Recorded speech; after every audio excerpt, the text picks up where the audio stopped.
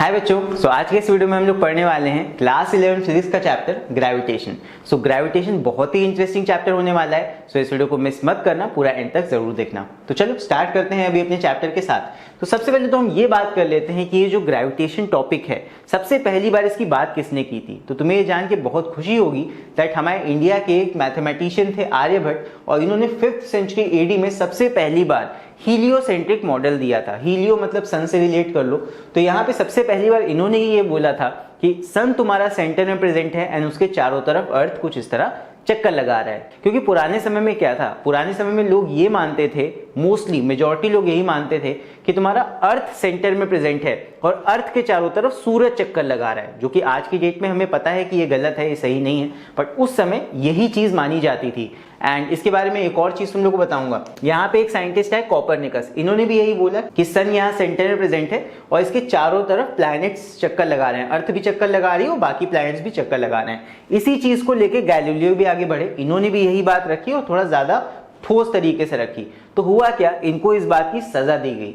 Christianity में जो church थे वो यही मानते थे कि अर्थ तुम्हारा सेंटर में प्रेजेंट है, तो इन्होंने उसके अगेंस्ट बातें बोली यही कि सन तुम्हारा सेंटर में है, अर्थ चक्कर लगा रहा है। चर्च कहता रहा नहीं, अर्थ सेंटर में है, सन चक्कर लगा रहा है। तो चर्च ने इनको सजा दी, प्रोसिक्यूट करा और 8 साल तक इनको हाउस अरेस्ट रखा गया, जिसकी वजह से ये बीमार पड़ गए, इनको बीमारी हो गई और ये इनकी डेथ भी हो गई फिर उसके बाद। तो सोच के देखो साइंटिस्ट को कितना ज्यादा सफर करना पड़ता था उस टाइम पे भी। अगर आप कोई साइंटिफिक बात बोलते हो तो रिलीजियस लोग जो ज्यादा ही कट्टर लोग होते हैं वो अगेंस्ट हो जाते हैं उस चीज के कभी कभी। सो गैलीलियो को इस बात की वजह से काफी ज्यादा सफर भी करना पड़ा, लेकिन बात उन्होंने सही कही थी। वहां पे चर्च गलत था और हमारा सन सेंटर में प्रेजेंट है, अर्थ एंड बाकी सारे प्लैनेट्स उसके चारों तरफ चक्कर लगा रहे हैं इस तरह, राइट। अब इसके बाद हमारे साइंटिस्ट आते हैं जोहानस केपलर, एंड इनके बारे में हमें पढ़ना भी है, इनके लॉज के बारे में हमें पढ़ना है। और उसके बाद में आते हैं सर आइजैक न्यूटन, इन्होंने ही यूनिवर्सल लॉ ऑफ ग्रेविटेशन बाद में दिया। इन्होंने प्लैनेटरी लॉज ऑफ मोशन दिया, मतलब कि कैसे प्लैनेट सन के चारों तरफ चक्कर लगाते हैं, इसके कुछ लॉज इन्होंने दिए थे, वो भी हमें पढ़ने हैं। उसके बाद यूनिवर्सल लॉ ऑफ ग्रेविटेशन जो कि न्यूटन सर ने दिया था, इसके बारे में भी हमें पढ़ना है। तो यार मैंने देखो ईयर इसीलिए मेंशन कर दिया है ताकि तुम लोग को आइडिया लगे कि ग्रेविटेशन की बात कितना पहले से हो रही है। और ये तो कुछ साइंटिस्ट हैं, 4 साइंटिस्ट की मैंने फोटो यहाँ पे लगाई है। सोच के देखो पहले के टाइम पे कितने और भी अनगिनत लोग रहे होंगे जिन्होंने इस चीज के बारे में सोचा होगा, लेकिन वो रिकॉर्ड में दर्ज नहीं है, तो आज हम उनके बारे में नहीं पढ़ रहे हैं। हम सिर्फ उनके बारे में पढ़ रहे हैं जिन्होंने अपना नाम दर्ज करवा लिया और चीजें रिकॉर्ड में ले आए, राइट। तो चलो स्टार्ट करते हैं अभी अपने चैप्टर के साथ। और सबसे पहले हम देखते हैं अपना सिलेबस, हमें क्या क्या बातें पढ़नी है। तो सबसे पहले तो हमें Kepler's laws of planetary motion के बारे में पढ़ना है, जो कि मैंने बताया था केपलर्स लॉज पढ़ने हैं हमें। फिर उसके बाद न्यूटन्स लॉज ऑफ ग्रेविटेशन, ये हमें पढ़ना है। फिर उसके बाद में इसी से निकालेंगे हम एक्सीलरेशन ड्यू टू ग्रेविटी, और एक्सीलरेशन ड्यू टू ग्रेविटी कैसे कैसे चेंज होती है एक हाइट पे जाने पे या डेप्थ पे जाने पे, वो सारी बातें हम देखेंगे यहाँ पे। फिर उसके बाद ग्रेविटेशनल फील्ड का कॉन्सेप्ट आ जाता है, फिर ग्रेविटेशनल पोटेंशियल एनर्जी। कोशिश करूंगा यहाँ पे अलग अलग पार्ट्स में डिवाइड कर दूं ये सारा कंटेंट, बिकॉज ये सारी बातें अगर मैं एक ही वीडियो में करूंगा तो तुम लोग वीडियो देखोगे भी नहीं, वीडियो बहुत लंबा हो जाएगा। सो इसीलिए इन सारे टॉपिक्स को अलग अलग पार्ट्स में हम रखेंगे। और लास्ट वाला जो टॉपिक है ये पूरा हम अलग से देख रहे होंगे। इसमें हमें पढ़ना है एस्केप वेलोसिटी के बारे में, orbital velocity of a satellite के बारे में और जियो स्टेशनरी सैटेलाइट्स के बारे में। तो ये सारे टॉपिक्स कवर होंगे लेकिन डिफरेंट पार्ट्स में। तो फर्स्ट पार्ट में मैं कोशिश करूंगा ज्यादा से ज्यादा फर्स्ट, सेकंड और थर्ड पॉइंट कवर करने की। तो चलो स्टार्ट करते हैं अभी अपने सिलेबस के साथ। तो सबसे पहला हमारा टॉपिक है Kepler's laws of planetary motion. कोई प्लैनेट कैसे अपने सन के चारों तरफ चक्कर लगाता है, ये कुछ लॉज की वजह से निर्धारित होता है। मतलब एक्चुअली वो तो चक्कर लगा ही रहा है, लेकिन केपलर ने वही चीज ऑब्जर्व करके 3 लॉज यहाँ पे बना दिए हैं। तो सारे जितने प्लैनेट्स हैं ये लॉ फॉलो करते हैं। तो पहला हमारा लॉ होता है लॉ ऑफ ऑर्बिट। ये क्या बताता है, all planets move in elliptical orbits with the sun situated at one of the foci of the ellipse. अब एलिप्स क्या होता है, तुम लोगों ने मैथ में कोनिक सेक्शन में ये चीज पढ़ी होगी। एलिप्स कुछ इस तरह का फिगर होता है, सर्किल को ही तुम एक तरफ से खींच दो पकड़ के, तो ये हो जाएगा तुम्हारा एलिप्स। तो हर प्लैनेट अपने सन का चक्कर कुछ इसी इलिप्टिकल ऑर्बिट में लगा रहा होता है, जिसमें सन तुम्हारा कहां पे प्रेजेंट होता है, at any of the one focus. एक फोकस इधर होता है, एक फोकस इधर होता है, किसी भी फोकस पे तुम्हारा सन प्रेजेंट होगा एंड इलिप्टिकल ऑर्बिट में एलिप्स के शेप में तुम्हारे प्लैनेट्स उसके चारों तरफ चक्कर लगाते हैं। ये पहला हमारा लॉ है। अब यहाँ पे लॉ का कोई डेरिवेशन एज सच नहीं है, लेकिन ये लॉज पूछे जा सकते हैं एग्जाम में। हो सकता है केपलर्स लॉज तीनों पूछ लिए जाए एक साथ, हो सकता है फर्स्ट लॉ के बारे में पूछ लिया जाए, तुम्हें लॉज याद होने चाहिए। सो इसीलिए इनको ध्यान से थोड़ा अच्छे से समझ लो। फिर उसके बाद सेकंड लॉ हमारा आ जाता है लॉ ऑफ एरियाज। ये क्या बताता है, यहाँ पे देखो एक फिगर बना है, इससे तुम लोग को ज्यादा अच्छे समझ में आ जाएगा। फर्स्ट रीड कर लो इसको। यहाँ पे है planets appear to move slower when they are farther from the sun than when they are near. मतलब ये क्या बता रहा है, देखो यहाँ पे कुछ एरिया जैसा बना हुआ है, ये प्लैनेट है, ये सन है, प्लैनेट चारों तरफ चक्कर लगा रहा है। जब ये इलेप्टिकल ऑर्बिट में सन के पास में है, अपने सन के पास में यहां से मूव कर रहा है, मान लो ये प्लैनेट यहाँ पे था और यहां तक आ गया, तो अगर हम ये दो लाइंस खींच के मान लो यहाँ पे ये एरिया हम ले लें और उसके बाद में सेम प्लैनेट आगे आता है यहाँ तक, उसके बाद यहाँ से यहाँ तक, फिर यहाँ पे दो लाइन खींच के हम इस एरिया को ले लें, तो ये दोनों ही एरियाज सेम होंगे अगर सेम टाइम में, सेम टाइम इंटरवल में हम इसके मोशन को स्टडी करें। मान लो मैंने कहा एक दिन में ये यहां से यहां तक मूव किया, एक दिन में यहां से यहां तक मूव करेगा। सो सेम टाइम पीरियड में ये जितना एरिया कवर करेगा ये वाला, ये दोनों एरिया सेम होंगे। सो ये एरिया की वजह से हमें क्या पता लग रहा है कि जब प्लैनेट सन के पास होता है, मतलब ऑर्बिट में जब सन के पास होगा प्लैनेट, तो बहुत तेजी से ज्यादा डिस्टेंस कवर कर लेगा, मतलब स्पीड ज्यादा हो जाएगी प्लैनेट की। और यही प्लैनेट जब सन से दूर की तरफ जाएगा, दूर वाले साइड पहुंच जाएगा, तो वहां पे उतने ही टाइम में ये कम डिस्टेंस कवर करेगा, यानी कहीं ना कहीं इसकी स्पीड कम हो जाएगी। तो यही चीज हमारा ये वाला लॉ एक्सप्लेन करता है कि जब प्लैनेट तुम्हारा सन के पास होगा तब तो बहुत तेजी से भागेगा, लेकिन जैसे ही वो दूर पहुंच जाता है, ऑर्बिट में दूर वाले हिस्से में होगा, तो प्लैनेट की स्पीड थोड़ा सा कम हो जाती है। सो यही समझाता है लॉज ऑफ एरिया कि यहाँ पे सेम टाइम इंटरवल में ये वाला एरिया और ये छोटा एरिया ये बराबर होंगे। छोटा एरिया नहीं है, बस ये चीज छोटी हो गई है तो ये डिस्टेंस भी तो ज्यादा हो गया है, तो ये एरिया इस वाले एरिया के बराबर होगा। तो ये स्पीड्स को जस्टिफाई करता है कि भाई पास होगा तो तेज होगा प्लैनेट, और जैसे ही प्लैनेट सन से दूर जाएगा, दूर की तरफ जाएगा, तो वहां पे स्पीड उसकी धीमे पड़ जाती है। बस यही बात है। फिर इसके बाद लॉज ऑफ पीरियड्स, ये क्या बताता है, थर्ड लॉ बहुत ही ज्यादा इंपॉर्टेंट है, इसके ऊपर न्यूमेरिकल भी आता है। सो यहाँ पे है the square of the time period of revolution of a planet is proportional to the cube of the semi major axis of the ellipse traced out by the planet.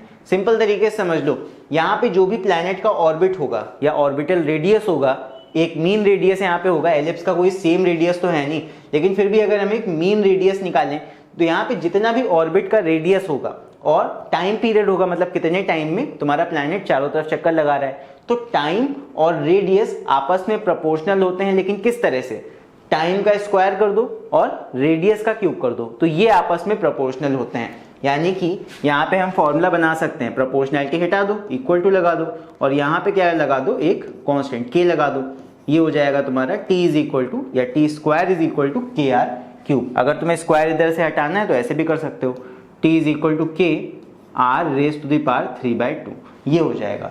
सो यही तुम्हारा लॉज ऑफ पीरियड्स बताता है। अब इसी के ऊपर base चलो एक न्यूमेरिकल देखते हैं और तुम लोग को ये और अच्छे से समझ में आएगा।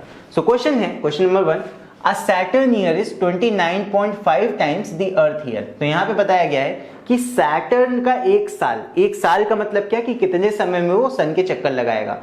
तो सैटर्न का एक साल 29.5 टाइम्स ज्यादा होता है देन दी अर्थ ईयर। अर्थ का ईयर कितना 365 दिन का होता है, सो उसमें भी 29.5 टाइम्स मल्टीप्लाई कर दो, उतने गुना ज्यादा कर दो, सो उतने समय में सैटर्न चक्कर लगाएगा सन का। तो यही चीज हमें बताई जा रही है। सो यहाँ पे टेक्निकली हमें दिया क्या है, वी आर गिवन दैट जो अर्थ का टाइम पीरियड है, अगर इसको हम 1 मान लें, अर्थ का टाइम टी या T1 मान सकते हो, ये अगर 1 है सो T2 कितना हो जाएगा, that will be equal to 29.5। ये तुम्हारा अर्थ का है टाइम पीरियड और ये तुम्हारा है सैटर्न का टाइम पीरियड। टाइम पीरियड क्या मतलब कि कितने समय में वो पूरा सन का चक्कर लगाएगा।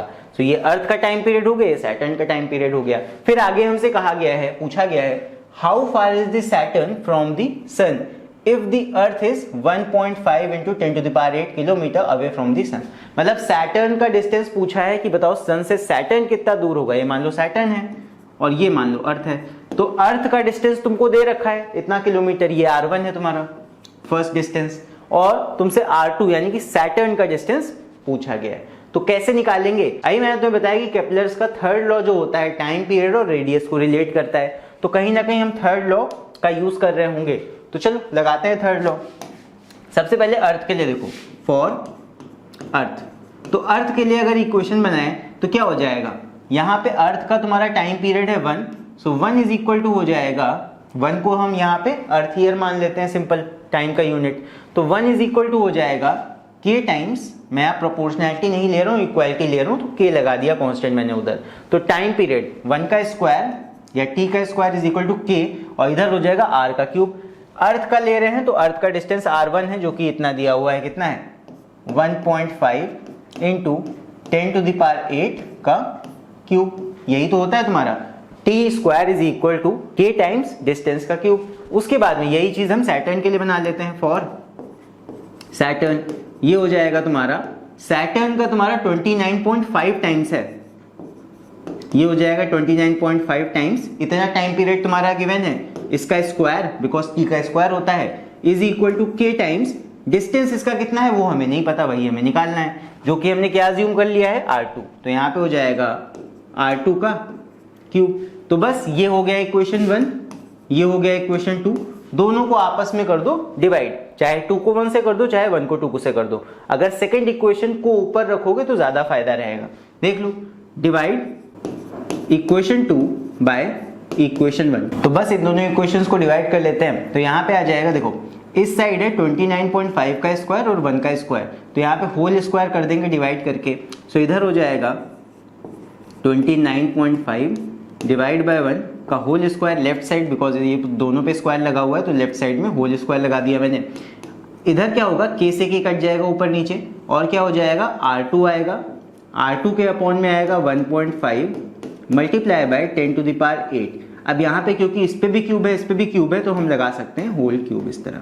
अब यहाँ पे क्या करेंगे, taking cube root both sides, क्या होगा, इधर का जो क्यूब है ये हट जाएगा और ये क्यूब रूट लग जाएगा इस साइड, यानी यहाँ पे डिवाइड बाय 3 आ जाएगा पावर में। सो इधर क्यूब रूट लेके कितना आ जाएगा, ये आ जाएगा 29.5 रेज टू द पावर, यहाँ पे स्क्वायर पहले था ही, क्यूब रूट लेंगे तो डिवाइड में यहाँ लग जाएगा 3, तो 2/3 हो गया, इज इक्वल टू ये आ जाएगा r2 और अपॉन में कितना है 1.5 multiply by 10 to the power 8। बस लास्ट में यहाँ पे इसको इधर लाके मल्टीप्लाई करा लोगे, ये कितना आ जाएगा, now this will be equal to, यहाँ पे लिखते हैं r2 is equal to 29.5 raise to the power 2/3, उसके बाद में 1.5 इंटू 10 बाय मल्टीप्लाई हो जाएगा, ये आ जाएगा 1.5 multiply by 10 to the power 8, so ये आ जाएगा तुम्हारा finally 1.43 into 10 to the power 9 kilometre, क्योंकि यहाँ डिस्टेंस हमारा किलोमीटर में ही था शुरुआत में, ये भी किलोमीटर में दिया हुआ था, देख लो, तो ये भी हमारा फाइनल डिस्टेंस किलोमीटर में ही आएगा। सो एक बार देख लो इस सोल्यूशन को, कहीं पे भी कोई डाउट हो तो नीचे तुम लोग कमेंट्स में लेके पूछ सकते हो। वैसे तो आई होप समझ में आ गया होगा, काफी इजी होता है तुम्हारा थर्ड लॉ, एंड बस यहाँ पे हमें 2 इक्वेशंस बना के आपस में उनको डिवाइड करके चीजें निकाल लेनी होती हैं, बिकॉज एज सच यहाँ पे कोई फॉर्मूला नहीं है, बस एक रिलेशन बताता है लॉज ऑफ पीरियड्स, तो इसकी मदद से हम 2 इक्वेशन बना के ही आपस में चीजें कैंसिल आउट करके चीजें निकाल सकते हैं। और बाकी ये लॉज काफी इंपॉर्टेंट है, अलग से भी पूछे जा सकते हैं, सो इसीलिए इन सभी लॉज को यहाँ पे अच्छे से याद कर लेना। सो इसके बाद अभी हम आगे बढ़ते हैं अपने अगले लॉ की तरफ, जो कि बहुत इंपॉर्टेंट लॉ है, and which is Newton's universal law of gravitation. तो ये क्या बताता है, ये बताता है कि मान लो कोई भी 2 मासेस हैं, यहाँ पे पॉइंट मासेस की हम बात करेंगे, मतलब बहुत ही छोटे पार्टिकल्स की हम बात करेंगे। मान लो 2 हमारे पास मासेस हैं, एक मास हमारा m1 है, दूसरा मास हमारा m2 मास का है, तो यहाँ पे 2 मासेस कुछ दूरी पे रखे हैं, मान लो r डिस्टेंस इनके बीच में है। तो यहाँ पे लॉ ऑफ ग्रेविटेशन ये कहता है कि ये दोनों ही पार्टिकल्स एक दूसरे को अट्रैक्ट करेंगे अपनी अपनी तरफ। तो यहाँ पे m1 m2 को अट्रैक्ट करेगा अपनी तरफ और साथ में m2 m1 को अट्रैक्ट करेगा अपनी तरफ। दोनों फोर्सेस यहाँ लगेंगे इक्वल एंड अपोजिट, जितना F1 है उतना ही सेम अमाउंट का F2 होगा, बस अपोजिट डायरेक्शन में होगा। मतलब मान लो 1 न्यूटन का फोर्स ये है तो 1 न्यूटन का फोर्स ये भी होगा, सेम होता है, इक्वल एंड अपोजिट फोर्सेस दोनों तरफ लगते हैं, ठीक है। तो ये है, तो यहाँ पे लॉ ऑफ ग्रेविटेशन यही बताता है कि अगर 2 मासेस कुछ डिस्टेंस दूरी पे रखे हैं तो वो दोनों ही एक दूसरे को एक फोर्स से अट्रैक्ट करेंगे। ये सिर्फ अट्रैक्ट करते हैं, रिपेल नहीं करते हैं, ध्यान रखना। ग्रेविटेशन सिर्फ अट्रैक्शन यहाँ पे कॉज करता है, रिपेल नहीं करता कभी। तो यहाँ पे कुछ अट्रैक्शन का फोर्स यहाँ क्रिएट होगा, इधर भी उधर भी, और ये फोर्स का वैल्यू कितना होता है वो बताता है ये law, that F is equal to G m1 m2 upon r square. इसका मतलब ये है कि यहाँ पे जो ये फोर्सेस लग रहे हैं ये प्रोपोर्शनल होते हैं दोनों ही मासेस के प्रोडक्ट के, मतलब m1 m2 का यहाँ पे प्रोडक्ट कर दो, इसके डायरेक्टली प्रोपोर्शनल होता है हमारा फोर्स जो भी ये लग रहा है, और यहाँ पे फोर्स हमारा इनवर्सली प्रोपोर्शनल होता है, यहाँ जितना भी डिस्टेंस है इसके स्क्वायर के, यानी कि force is inversely proportional to the square of distance between these two masses and force is directly proportional to the product of these masses. So यहाँ पे हमारा फाइनल फॉर्मूला क्या बन के आएगा, यहाँ पे हमारा फाइनल इन दोनों का अगर मिला दें तो F is directly proportional to आ जाता है m1 m2 upon R square. Now इस प्रोपोर्शनैलिटी को हटा के हम एक कांस्टेंट लगा देते हैं, यहाँ पे देख सकते हो कांस्टेंट लगा दिया g, तो ये इक्वालिटी में चेंज हो गया।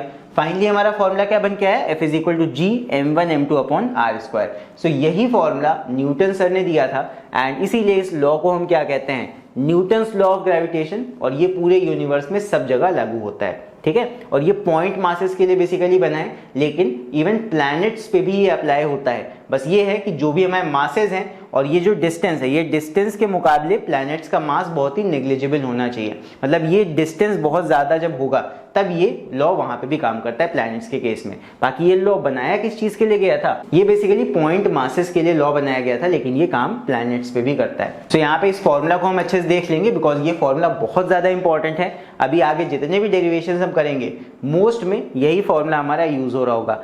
F is equal to G m1 m2 upon R square. यहाँ पे G क्या होता है, G is a universal gravitational constant. इसकी एक वैल्यू होती है, वो वैल्यू मैं आगे बताऊंगा। आई होप इतना समझ में आया होगा। अब बढ़ते हैं आगे और यहाँ पे अब बात करते हैं इसी लॉ की, लेकिन वेक्टर फॉर्म में, बिकॉज ये चीज पूछी जा सकती है एग्जाम में। कई बार ये पूछा गया है, बच्चे को समझ नहीं आता क्या यहाँ पे लिखना है। अब देखो यहाँ पे जो हमने ये वाला फॉर्मूला देखा था, ये वेक्टर फॉर्म में नहीं था। यहाँ पे सिंपल ये मैग्नीट्यूड बता देगा कि कितना अमाउंट ऑफ फोर्स लग रहा है, ये वाला और वो वाला, ठीक है। लेकिन यहाँ पे डायरेक्शन की बात नहीं हुई थी। सो अगर हम इसी फॉर्मूला को वेक्टर के हिसाब से बनाएं, वेक्टर फॉर्म में लिखें, तो यहाँ पे पहली बात तो यहाँ पे भी ये सिंबल लगेगा, मतलब यहाँ पे फोर्स भी हमारा वेक्टर फॉर्म में निकल के आएगा, डायरेक्शन हमें पता लगेगा। सो यहाँ पे हो जाता है F is equal to minus G, तो एक कांस्टेंट है, मासेस तो हमारे स्केलर होते हैं, अपॉन R यहाँ पे क्यूब हो जाता है। क्यूब क्यों हो रहा है, देखो यहाँ पे हम क्या करते हैं, एक यूनिट वेक्टर R को आगे मल्टीप्लाई कर देते हैं। तो एक यूनिट वेक्टर R का तुमने ऊपर मल्टीप्लाई किया है, तो उसको बैलेंस आउट करने के लिए तुम्हें नीचे भी एक R लगाना पड़ेगा, इसीलिए नीचे R का क्यूब हो जाता है। सो यहाँ पे इसका मतलब क्या है, R cap is a unit vector in the direction 2 to 1। मान लो यहाँ पे दो हमारे मासेस हैं 1 और 2, तो समझना यहाँ पे F12 का मतलब क्या है कि जो फोर्स 1 से 2 के डायरेक्शन में लग रहा है, F12 हमारा ये हो गया, ठीक है। और R21 जो डिस्टेंस है 2-1, तो इसका डायरेक्शन किधर से होगा, इधर से इधर की तरफ होगा। तो हमेशा एक चीज याद रखना, अगर डायरेक्शन इधर से इधर को ले रहे हो तो जो फोर्स इसके अकॉर्डिंग निकालोगे उसका डायरेक्शन इस डिस्टेंस के अपोजिट होगा। डिस्टेंस क्या है, डिस्प्लेसमेंट तुम ले रहे हो, डायरेक्शन भी है इसमें। सो यहाँ पे डिस्टेंस अगर इधर को तुम ले रहे हो तो फोर्स इसके जस्ट ऑपोजिट आएगा, इसीलिए फोर्स का वैल्यू देखो माइनस का आया है। सो कभी भी अगर क्वेश्चन आता है तुम्हारा न्यूटन्स लॉ ऑफ ग्रेविटेशन को वेक्टर फॉर्म में लिखो, तो ये हो जाएगा F12 is equal to minus G m1 m2 upon R cube, यहाँ पे हो जाएगा R21। मतलब अगर डिस्टेंस उल्टा ले रहे हो तो उसके ऑपोजिट डायरेक्शन में तुम्हारा फोर्स आता है, यानी कि माइनस सिंबल यहाँ लग जाएगा। तो अगर फोर्स और डिस्प्लेसमेंट तुम ऑपोजिट डायरेक्शन के ले रहे हो तो माइनस साइन यहाँ तुम्हें लगाना पड़ेगा। सो यही चीज ये लॉ बता रहा है। और बाकी इतना तो जानते ही हो दैट एक तरफ का जो यहाँ फोर्स होता है that is equal to minus times of दूसरे तरफ के डायरेक्शन वाला फोर्स, ये तो तुमको पता ही होगा। सो वेक्टर फॉर्म में आता है, तो ये चीज याद रखना, काफी इंपॉर्टेंट है वाला फॉर्मूला। बस इतना लिख दोगे मार्क्स मिल जाएंगे, ठीक है। चलो बढ़ते हैं आगे। अभी इसके बाद अब हम बात करते हैं, जो मैंने कहा था वैल्यू मैं आगे बताऊंगा, ग्रेविटेशनल कांस्टेंट की, यूनिवर्सल ग्रेविटेशनल कांस्टेंट G। अब इसका वैल्यू तुम लोग को याद रखना पड़ेगा, बिकॉज कभी कभी क्वेश्चन में लिख के आता है इसका वैल्यू, लेकिन मोस्ट टाइम्स तुम्हें अपने आप से इसका वैल्यू रखना पड़ेगा। G इज इक्वल टू होता है 6.67 into 10 to the power minus 11 newton metre square and kg to the power minus 2। ये होता है तुम्हारा ग्रेविटेशनल कांस्टेंट का वैल्यू, ठीक है। अब ये कहां से आया, ये एक्सपेरिमेंटली डिराइव किया गया है, इसमें हम कुछ नहीं कर रहे हैं। यहाँ पे ये एक्सपेरिमेंटली डिराइव करा जा चुका है एंड इसका वैल्यू बस हमें यूज करना है। तो इसलिए इसके वैल्यू को हम याद रखेंगे, न्यूमेरिकल्स में काफी काम आएगा, है ना। कभी कभी क्वेश्चंस में दे देता है, कभी कभी नहीं भी देगा। सो इसीलिए हमें ये याद होना चाहिए 6.67 into 10 to the power minus 11। अब यहाँ पे एक बहुत ही इंपॉर्टेंट क्वेश्चन आ जाता है, कभी कभी इसका डायमेंशन पूछ लेता है एग्जाम में। सो डायमेंशन इसका कैसे निकालेंगे वो देख लेते हैं। डायमेंशंस ऑफ G, तो देखो फॉर्मूला हमारा क्या है फोर्स का, F is equal to G m1 m2 upon R square, ये फॉर्मूला था।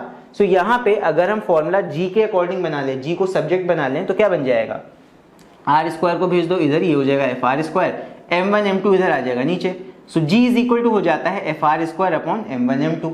अब यहाँ पे फोर्स का डायमेंशन मैंने तुमसे बोला था डायमेंशन वाले वीडियो में कि फोर्स का और वर्क का याद रखो। फोर्स का होता है mlt - 2, तो यहाँ पे हो जाएगा mlt - 2 फोर्स का डायमेंशन। फिर उसके बाद r एक डिस्टेंस है तो r यहाँ पे हो जाएगा l⁻², बिकॉज r का स्क्वायर है। फिर नीचे m1 m2 ये दोनों मासेस हैं तो m और m हो गया। एक m से एक m कट गया, नीचे एक m बचा, यानी m ऊपर लाओगे -1 पार हो गई। l यहाँ पे एक ये है, दो ये है, l³ हो गया। t की पावर -2 सेम रहेगी, आप t की पावर -2 हो गया। सो यहाँ पे डायमेंशंस ऑफ हमारा ग्रेविटेशनल कांस्टेंट कितना आ गया, ये आ गया m⁻⁻1, l⁻³ एंड t⁻²।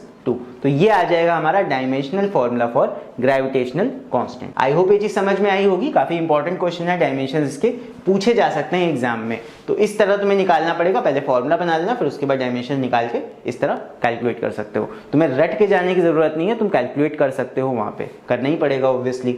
चलो अब इसी के ऊपर एक क्वेश्चन करते हैं। क्वेश्चन अच्छा है, एनसीईआरटी का है। सो यहाँ पे क्वेश्चन है, how will you weigh the sun that is estimated mass, मतलब हमें सन का मास कैलकुलेट करना है। अब ऑब्वियस सी बात है, कॉमन सेंस है, सन को हम तराजू पे रखे तो तौलेंगे नहीं, कुछ कैलकुलेशंस करके ही निकालना है। तो आगे बोला गया है the mean orbital radius of the earth. Radius of earth हमें दिया हुआ है, मतलब अर्थ का रेडियस नहीं, बट जैसे मान लो ये सन है हमारा, ये सन है और अर्थ यहाँ पे प्रेजेंट है, तो अर्थ चारों तरफ चक्कर लगा रहा है, तो अर्थ का जो ऑर्बिटल रेडियस है, यहां से ये जो डिस्टेंस है r, इसका वैल्यू हमको दिया हुआ है इतना, ये r का वैल्यू है, ठीक है। Orbit radius of the earth around the sun इतना 1.5 इंटू 10⁸ किलोमीटर में दिया हुआ है। सो ऑर्बिट का रेडियस हमें दिया हुआ है एंड हमसे बोला गया है कि सन का मास एस्टिमेट करके बताओ कितना होगा। तो अब सवाल ये आता है कि ये कैसे हम निकालेंगे, मास कैसे निकालेंगे सन का। तो देखो यहाँ पे कॉन्सेप्ट हम यूज करेंगे सेंट्रीपिटल फोर्स का। ये तुमने 10th क्लास में पढ़ा होगा कि जब कोई ऑब्जेक्ट सर्कुलर मोशन परफॉर्म कर रहा होता है तो वहां पे उसको अपने पाथ में कौन रोक के रखता है, सेंट्रीपिटल फोर्स। एक सेंट्रीफ्यूगल फोर्स बाहर ढकेलता है, सेंट्रीपिटल फोर्स उसको अंदर की तरफ खींचता रहता है, तभी तो तुम्हारा ऑब्जेक्ट ऐसे राउंड पाथ में बना रहेगा। तो यहाँ पे जो सेंट्रीपिटल फोर्स होगा, सेंट्रीपिटल फोर्स जो अर्थ को सन के चारों तरफ बनाए रखेगा, दैट सेंट्रीपिटल फोर्स, इसका वैल्यू होता है तुम्हारा mv² अपॉन r, ये होता है। तो यहाँ पे हम v² तो निकालेंगे नहीं बैठ के कि अर्थ कितना तेजी से आगे की तरफ बढ़ रहा है, तो यहाँ पे हम क्या करेंगे, v को चेंज कर देंगे किसमें, एंगुलर वेलोसिटी में। अब एंगुलर वेलोसिटी का कॉन्सेप्ट तुमने रोटेशनल मोशन वाले चैप्टर में पढ़ा होगा, जो कि मैंने अभी के लिए स्किप कर दिया है, बट मैं उसको आगे जाके पढ़ाऊंगा।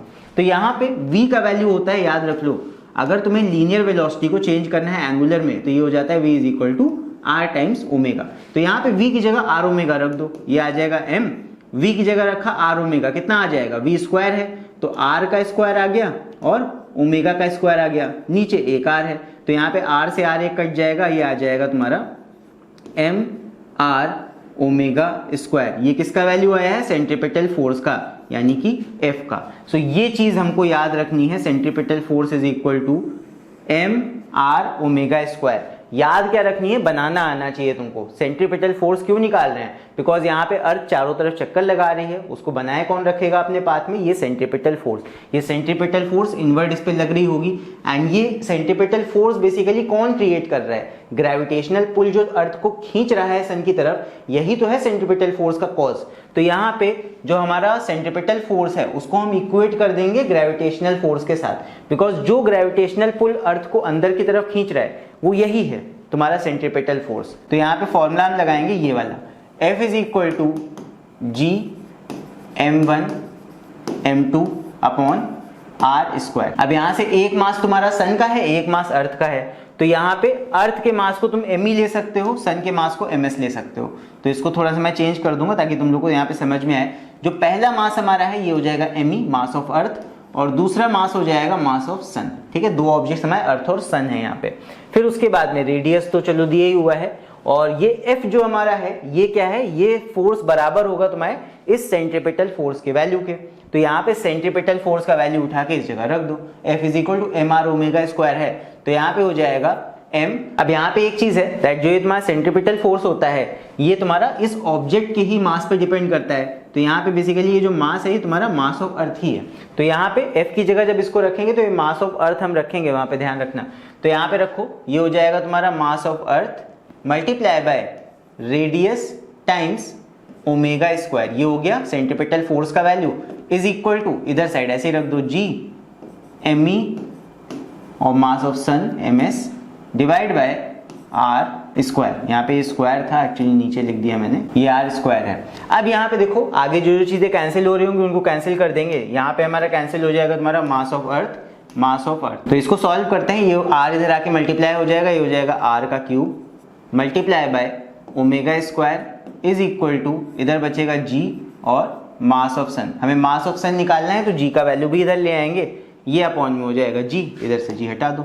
सो मास ऑफ सन का फॉर्मूला तो बन गया, लेकिन अभी यहाँ पे हमें ओमेगा का भी वैल्यू नहीं पता है। तो इस ओमेगा की जगह हम इसके फॉर्मूले का वैल्यू रख देंगे। ओमेगा का वैल्यू होता है 2π/t, ठीक है। एक फॉर्मूला और हो सकता है, omega is equal to 2πf, F की जगह ही हम 1/t रख देते हैं। तो ये फॉर्मूला क्या बन के आता है, omega is equal to 2π/t। ये सारे रोटेशनल मोशन के यहाँ पे कॉन्सेप्ट्स हैं, तो ऐसे याद कर लो, angular velocity is equal to 2π/t होता है। यहाँ पे इस ओमेगा की जगह यही वैल्यू उठा के रख देंगे और सॉल्व कर देंगे। ये हो जाएगा mass of sun is equal to, अब मैं फॉर्मूला पलट के लिख रहा हूँ इस तरह रोटेट करके, mass of sun is equal to ये हो जाएगा आर का cube multiply by omega square. तो ओमेगा स्क्वायर की जगह 2π/t, तो यहाँ पे हो जाएगा इस तरह 2π/t का होल स्क्वायर, बिकॉज यहाँ ओमेगा का स्क्वायर था, डिवाइड बाय जी, इस तरह आ गया। तो ये हमारा क्या बनेगा, ये हो जाएगा आर क्यूब, फिर यहाँ पे 4π square divide by G T square. बस सारे वैल्यू यहाँ पे रख देंगे और हमारा मास ऑफ सन आ जाएगा। रखते हैं, चलो सारे वैल्यूज यहाँ पे पुट करते हैं। सबसे पहले तो यहाँ पे आर का क्यूब है, आर हमें कितना दे रखा है 1.5 इंटू 10⁸ किलोमीटर। इसको मीटर में रख के यहाँ पे रखेंगे, ध्यान रखना। तो ये हो जाएगा 1.5 मल्टीप्लाई बाय 10⁸ किलोमीटर है, 3 से और मल्टीप्लाई कर दो, मीटर में हो जाएगा, ये आ जाएगा 10⁻11 मीटर्स, मीटर में हमने कर लिया। और इसका क्यूब करना है, ये हो जाएगा इसका क्यूब मल्टीप्लाई बाय यहाँ पे 4π स्क्वायर है, तो ये हो जाएगा 4 इंटू 3.14 का स्क्वायर डिवाइड बाय यहाँ पे है जी टी स्क्वायर। जी का वैल्यू कितना होता है 6.67 इंटू 10⁻11, मैंने कहा था इसको याद रखना। फिर उसके बाद में टी का स्क्वायर, टाइम पीरियड कितने समय में अर्थ चक्कर लगाती है पूरे सन के, ये हो जाता है तुम्हारा मल्टीप्लाई बाय 365 दिन में, एक दिन में कितने 24 घंटे, हर घंटे में 60 मिनट और हर मिनट में 60 सेकंड, ये सेकंड में हमने कन्वर्ट कर लिया, तो ये टाइम हमने सेकंड्स में यहाँ पे रख दिया और यहाँ पे हो जाएगा इसका स्क्वायर। अब इसको कैलकुलेट करके इसका जो आंसर आएगा, अगर कैलकुलेशन में अच्छे हो तो अपने आप से ऐसे ही कर लेना, नहीं तो कैलकुलेटर का यूज कर सकते हो, साइंटिफिक कैलकुलेटर का यूज करके इसका आंसर लिखे कमेंट्स में लिखे मुझे जरूर से बताना, मैं चेक करके बताऊंगा सही बता रहे हो कि नहीं, राइट। सो आई होप इतना समझ में आ गया होगा। एक बार देख लो पूरा सोल्यूशन, कहीं पे कोई भी डाउट हो तो नीचे कमेंट्स में लिख के वो भी तुम लोग पूछ सकते हो। एंड इसको लास्ट में चेक कर लेना तुम लोग, ये आ जाएगा तुम्हारा 2 इंटू 10⁻30 एंड यहाँ पे हमने मास निकाला है, ये आ जाएगा केजी, ये 30 है यहाँ पे। सो 2 इंटू 10⁻30 इतना मास हमने सन का यहाँ पे कैलकुलेट कर लिया है, अप्रोक्सीमेट मास है बट इतना लगभग होगा। सो ये आ जाएगा हमारा final answer, right. So I hope समझ में आ गया होगा तुम लोग को ये पूरा क्वेश्चन। चलो बढ़ते हैं इसके बाद आगे एंड देखते हैं अगला topic. So now we will calculate acceleration due to gravity. अब ये निकालना बहुत ही ज्यादा आसान है क्योंकि अब हमें फॉर्मूला पता है फोर्स का। सो F इज इक्वल टू क्या होता है जी m1m2 upon r square, Newton sir का ये फॉर्मूला है, इन्होंने मतलब डिराइव करके दिया है हमें। अब यहाँ पे हमें पता है दैट कोई ऑब्जेक्ट जब अर्थ पे रखा होता है उसमें वेट लग रहा होता है नीचे की तरफ, जो कि बराबर होता है mg के। So F is equal to mg, यहाँ पे फोर्स की जगह इस वेट का वैल्यू रख दो, ठीक है। एक्सेलरेशन ड्यू टू ग्रेविटी यानी एक्सेलरेशन की मदद से हम फोर्स निकाल सकते हैं, F is equal to ma रख के। ए यहाँ पे क्या हो जाएगा एक्सेलरेशन ड्यू टू ग्रेविटी। भाई ये चीज है, जैसे कोई ऑब्जेक्ट यहाँ पे देख लो, जैसे कोई ऑब्जेक्ट यहाँ पे रखा है अर्थ पे, इस पे हमेशा एक वेट नीचे की तरफ लग रहा होता है, that is equal to mg। ये हम पढ़ते आए हैं अभी तक, तो बस इसी फोर्स की जगह mg रख देंगे यहाँ पे। सो इधर हो जाएगा mg, m से m कट जाएगा। अब यहाँ पे देखो ये मास अगर नीचे की तरफ जा रहा है तो इसको कौन नीचे खींच रहा है, अर्थ ही तो खींच रहा होगा। यहाँ अर्थ हो जाएगा, सो इधर साइड हो जाएगा अर्थ का मास, इधर साइड हो जाएगा ऑब्जेक्ट का मास। तो यहाँ पे हो जाएगा m मल्टीप्लाई बाय दूसरा वाला सेकेंड m2 मास, क्या हो जाएगा हमारा मास ऑफ अर्थ। और इधर हमने mg रखा तो m से m कट गया, सो स्मॉल g का फॉर्मूला कितना निकल के आया, small g is equal to आ गया कैपिटल G मतलब gravitational constant multiply mass of earth divide by radius of earth का स्क्वायर। मतलब अर्थ के सेंटर से जितना दूरी पे ये पर्सन खड़ा होगा, मान लो इतनी दूरी पे है तो यहाँ से यहाँ तक का डिस्टेंस, तो जितना भी डिस्टेंस यहाँ पे हम लेंगे मतलब उस बॉडी का डिस्टेंस, अर्थ से उस बॉडी का डिस्टेंस तो थोड़ा सा ही होगा ना रेडियस के मुकाबले। सो इसीलिए रेडियस ऑफ अर्थ अप्रोक्सीमेटली हम ले लेते हैं, ये डिस्टेंस हम नेग्लिजिबल मान लेते हैं उसके मुकाबले। सो इसीलिए हो जाता है आर ई स्क्वायर, यानी कि रेडियस ऑफ अर्थ ले लो, वही तुम्हारा मास का पूरा डिस्टेंस हो जाएगा अर्थ के सेंटर से। सो ये हमारा फॉर्मूला आ जाता है for acceleration due to gravity, और ये हम इस फॉर्मूले से निकाल लेते हैं। ठीक है, चलो अब इसके बाद एक क्वेश्चन देखते हैं इसी के ऊपर बेस्ड, जो कि है यहाँ पे क्वेश्चन है, देखो इस तरफ, the mass and radius of moon R, ये हमको मास दे रखा है मून का, and this is the radius, और आगे बोला गया है find acceleration due to gravity at moon. तो हम किसी भी प्लैनेट का या किसी भी सैटेलाइट का यहाँ पे एक्सेलरेशन ड्यू टू ग्रेविटी निकाल सकते हैं यूजिंग कौन सा, ये वाला formula, G is equal to G M E upon R E square. मतलब यहाँ पे जो ये G का वैल्यू है ये यूनिवर्सल ग्रेविटेशनल कांस्टेंट है, हम किसी भी चीज का यहाँ पे निकाल सकते हैं एक्सेलरेशन ड्यू टू ग्रेविटी। तो ये हो जाएगा G is equal to G M upon R square. अब ई नहीं मैं लिख रहा हूँ बिकॉज यहाँ पे मून की बात हो रही है। सो यहाँ पे मास ऑफ मून हो जाएगा, लिखना हो लिख सकते हो, नहीं तो ऐसे भी चल जाएगा, और ये हो जाएगा तुम्हारा रेडियस ऑफ मून का स्क्वायर। तो बस यहाँ पे वैल्यूज रख दो। G का वैल्यू होता है 6.67 into 10 to the power minus 11 multiply by mass of moon हमको कितना दे रखा है 7.34 multiply by 10 to the power 22, ये मास है केजी में, डिवाइड बाय रेडियस हमको कितना दे रखा है 1.75 multiply by 10 to the power 6 का होल स्क्वायर, बिकॉज रेडियस का होल स्क्वायर करना है। तो बस इसको हम सॉल्व कर लेंगे, आंसर अपना निकाल लेंगे। ये आ जाएगा तुम्हारा 1.59 या फिर सीधे सीधे 1.6 मीटर पर सेकेंड स्क्वायर। तो इतना एक्सीलरेशन ड्यू टू ग्रेविटी हमारा आ जाएगा मून पे, जो कि ऑब्वियसली अर्थ से 6 टाइम्स कम है। ठीक है, चलो बढ़ते हैं आगे, एंड अभी हम देखते हैं अपना अगला यहाँ पे computation of mass and density of earth. मतलब सेम फॉर्मूला का यूज करेंगे हम, जो कि हमारा फोर्स का फॉर्मूला है F is equal to G M M E upon R E square. इसकी मदद से हम अर्थ का मास भी यहाँ पे कैलकुलेट करेंगे। कैसे करते हैं देखते हैं। यहाँ पे वही चीज है, F is equal to M G हम रख देंगे, क्या होगा मास से मास कट जाएगा, मास ऑफ अर्थ इधर बचेगा। So G is equal to आ जाता है G M E upon R E square. So यहाँ पे इस फॉर्मूला में अगर हम मास ऑफ अर्थ को सब्जेक्ट बना लें तो क्या बन जाएगा, M E is equal to G R E square, R E square इधर ऊपर आ गया, ये हो गया small G R E square, और ये कैपिटल जी इधर नीचे आ जाता है, ये अपॉन में हो गया। सो इसको पलट के लिख लो, क्या हो जाएगा mass of earth is equal to G R E square upon capital G. तो मास ऑफ अर्थ हम इस फॉर्मूला से निकाल सकते हैं। हमें क्या क्या पता होना चाहिए, एक्सीलरेशन ड्यू टू ग्रेविटी का वैल्यू हमें पता है 9.8 होता है, फिर उसके बाद are E square radius of अर्थ ये भी हमें पता है, और उसके बाद में यहाँ पे ग्रेविटेशनल कांस्टेंट का वैल्यू ये भी हमें पता है। तो मास ऑफ अर्थ बहुत आसानी से हम निकाल सकते हैं। तो अगले क्वेश्चन में अभी जब हम करेंगे तो वहाँ पे मास ऑफ अर्थ तभी निकालेंगे। इसके साथ साथ डेंसिटी ऑफ अर्थ का ही फॉर्मूला कैसे निकालते हैं वो भी देख लेते हैं। तो यहाँ पे हमें पता है डेंसिटी इज इक्वल टू होता है मास अपॉन वॉल्यूम, यानी mass is equal to volume, इधर मल्टीप्लाई में mass is equal to density into volume. Rho यहाँ पे डेंसिटी के लिए यूज हो रहा है, ध्यान रखना। अब यहाँ पे mass is equal to density into volume है, तो यहाँ पे हम इस मास ऑफ अर्थ की जगह हम ये रख सकते हैं डेंसिटी इंटू वॉल्यूम। अब डेंसिटी तो रो हो जाएगी, यही हमें निकालनी है, और वॉल्यूम क्योंकि अर्थ ऐसे स्फेरिकल शेप का होता है, तो एक स्फेयर का वॉल्यूम, ये 10th क्लास मेंसुरेशन में पढ़ चुके हो, स्फेयर का वॉल्यूम होता है तुम्हारा 4/3 पाई आर क्यूब। सो यहाँ पे अर्थ का भी वॉल्यूम कितना हो जाएगा, स्फेयर शेप का है अर्थ लगभग, तो यहाँ पे हो जाएगा 4/3 pi R E cube, R E मतलब रेडियस ऑफ अर्थ का क्यूब। तो ये हो जाएगा mass is equal to density into volume, तो यहाँ पे डेंसिटी रख दो multiply by volume of earth, जो कि हो जाएगा 4/3 pi R E cube, R E मतलब radius of earth, simple radius है ये, इज इक्वल टू इधर हो जाएगा G R E square upon G, तो ये हो गया G R E square upon G. अब क्या होगा, जो जो चीजें कैंसिल हो रही होंगी बोथ साइड वो हम काट देंगे। यहाँ पे रेडियस का क्यूब और रेडियस का स्क्वायर ये कट जाएगा, इधर सिर्फ एक रेडियस बचेगा जो कि मैं इधर साइड भेज दूंगा, तो जी के मल्टीप्लाई में नीचे लग जाएगा। तो देख लो जी के मल्टीप्लाई में नीचे आर ई आ गया, 4 पाई भी इधर डिवाइड में जाएगा, 4 पाई इधर डिवाइड में आ गया, फिर 3 इधर ऊपर जाके मल्टीप्लाई में लग जाएगा जी के साथ, इधर मल्टीप्लाई में आ गया। तो ये क्या बन गया, जो हमारा रो का फॉर्मूला है बन जाएगा रो इज इक्वल टू 3g इधर आ गया, और अपॉन में 4 पाई और इसमें एक आर बचेगा तो ये हो जाएगा आर और नीचे कैपिटल जी। सो ये आ जाएगा अर्थ की डेंसिटी निकालने का हमारा फॉर्मूला। सो इन्हीं दो फॉर्मूला की मदद से हम अर्थ का मास निकाल सकते हैं इस वाले फॉर्मूला की मदद से, और अर्थ का डेंसिटी निकाल सकते हैं इस वाले फॉर्मूला की मदद से। अगेन हमें फॉर्मूला रटने की जरूरत नहीं है, जैसे मैंने बताया है डेरिवेशन इसी तरह डेराइव करके हम फॉर्मूला बना के यहाँ पे वैल्यूज को निकाल सकते हैं। तो चलो अगले क्वेश्चन में अभी हम यहाँ पे कुछ चीजें कैलकुलेट करते हैं। सो क्वेश्चन यहाँ पे है, if the radius of earth be 6.37 into 10 to the power 6 meters and the acceleration due to gravity is 9.81 meter per second square, then calculate the mass and density of earth। तो हमें मास और density of earth calculate करना है। तो पहले मास of earth जो निकालते हैं इस फॉर्मूला से, mass of earth is equal to G R E square upon G.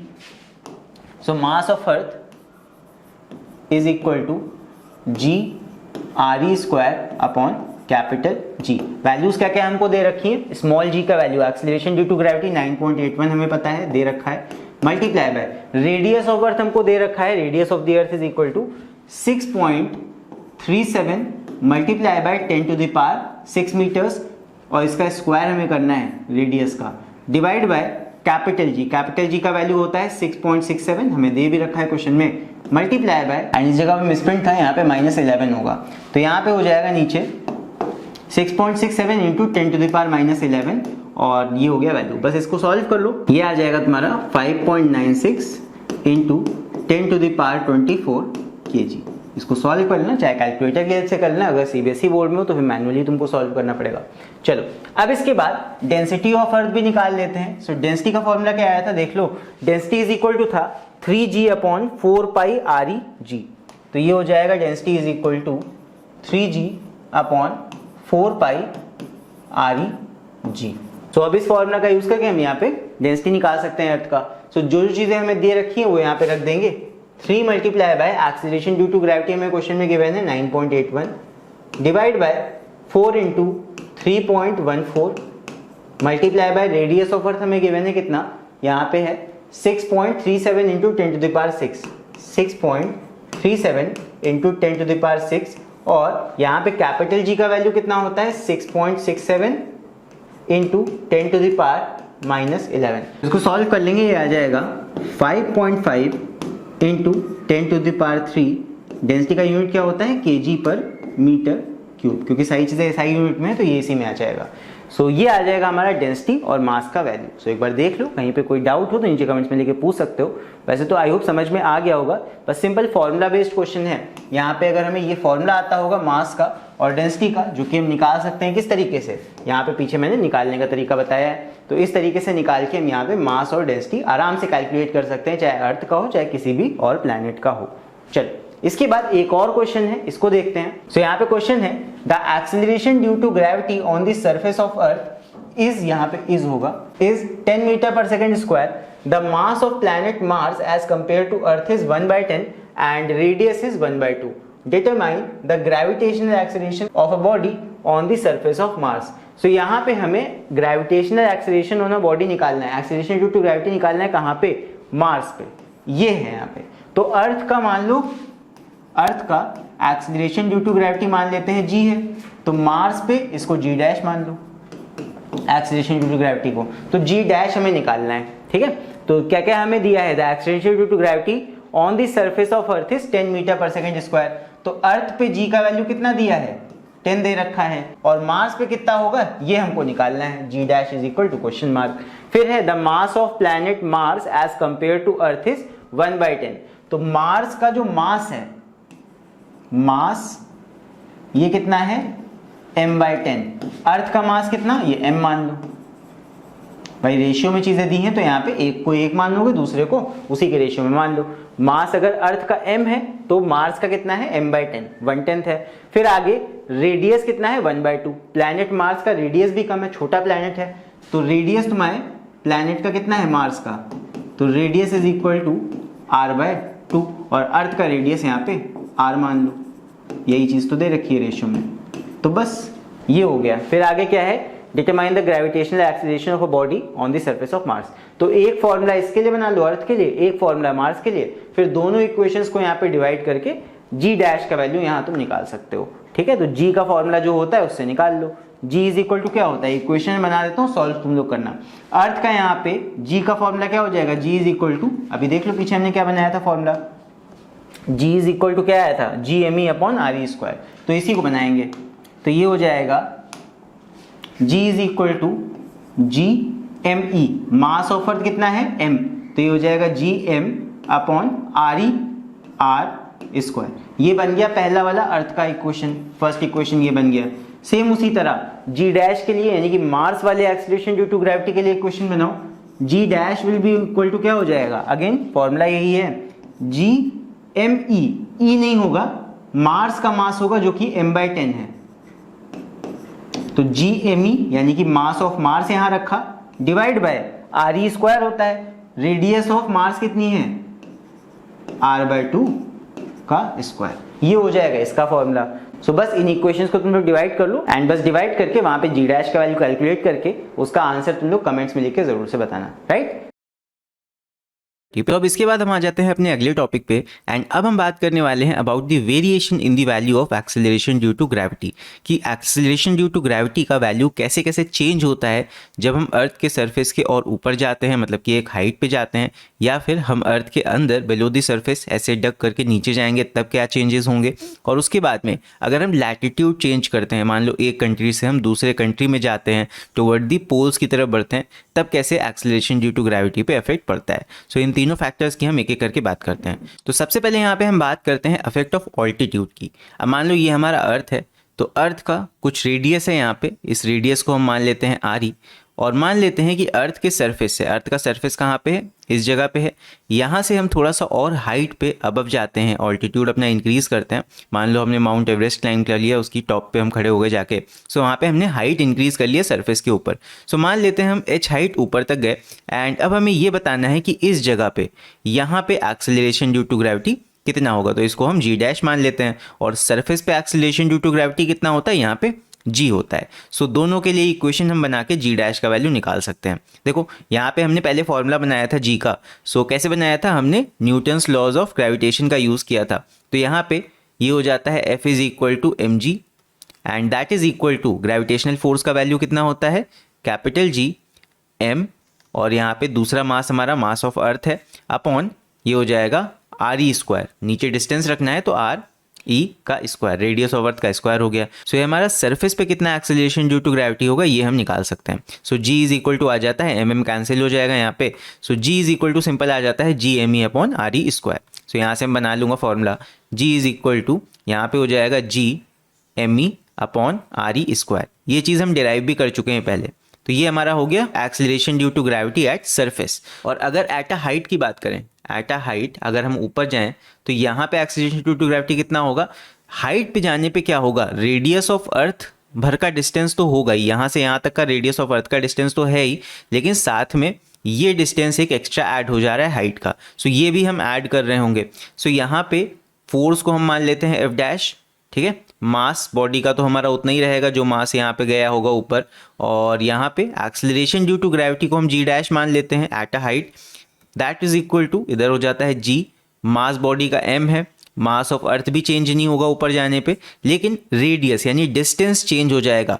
अब जो ऊपर जाने के बाद हमारा डिस्टेंस होगा टोटल, वो हो जाएगा रेडियस ऑफ अर्थ यानी सेंटर से सरफेस तक का डिस्टेंस प्लस जितनी हाइट हम ऊपर गए हैं वो डिस्टेंस भी हम यहाँ ऐड कर रहे होंगे, तो ये हो जाएगा हमारा। अब यहाँ भी m से m कैंसिल हो जाएगा, सो फाइनली जी डैश का फॉर्मूला क्या बनेगा, G dash is equal to आ जाएगा हमारा G M E upon R E plus H का होल स्क्वायर। सो ये हमारा बन जाएगा जी डैश का फॉर्मूला। सो अगर हम यहाँ पे इक्वेशन 2 को इक्वेशन 1 से डिवाइड कर दें, सो हमें एक्सेलरेशन ड्यू टू ग्रेविटीज का यहाँ पे एक रेशियो मिल जाएगा। हाइट पे जो एक्सेलरेशन ड्यू टू ग्रेविटी होता है वो सरफेस वाले एक्सेलरेशन ड्यू टू ग्रेविटी का कितने टाइम्स होता है।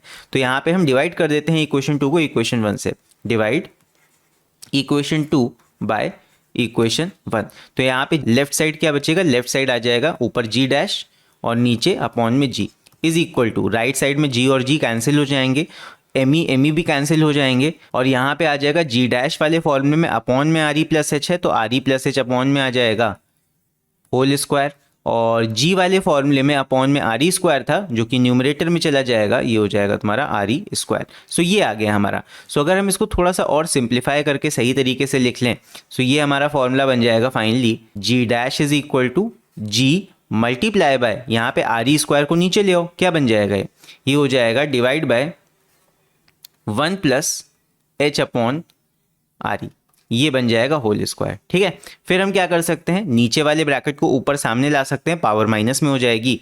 सो ये हो जाएगा G dash is equal to G times 1 plus H upon R E raise to the power -2। So अगर हम यहाँ पे बाइनोमियल थ्योरम की हेल्प से इसको एक्सपैंड कर दें, सो ये बन जाता है हमारा जी डैश इज इक्वल टू जी, और यहाँ पे हो जाएगा 1 minus 2h upon R E. ये हम बाइनोमियल थ्योरम की हेल्प से एक्सपैंड करते हैं और यहाँ पे h को हम नेग्लिजिबल मान लेते हैं। h is very very less than radius of earth, मतलब हम थोड़ा सा ही ऊपर हाइट पे गए।